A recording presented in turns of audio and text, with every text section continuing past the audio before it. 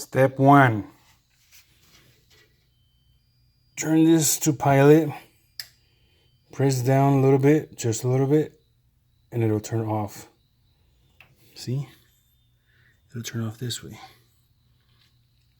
And then you put this grip on all the way to pilot light, all the way.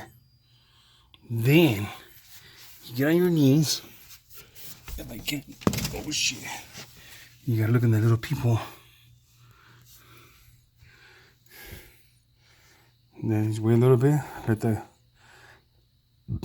gas escape. Here's the igniter right here. You see a little spark inside, right there, when you push this.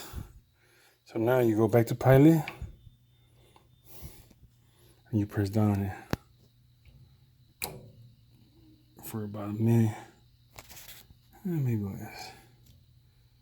And then you press this crap.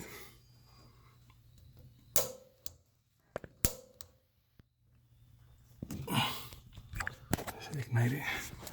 You look in the little square hole. You see the little light right there? That means it turned on. So now I let go of the gas, turn it to on, and then you get this crap all the way to very hot. See?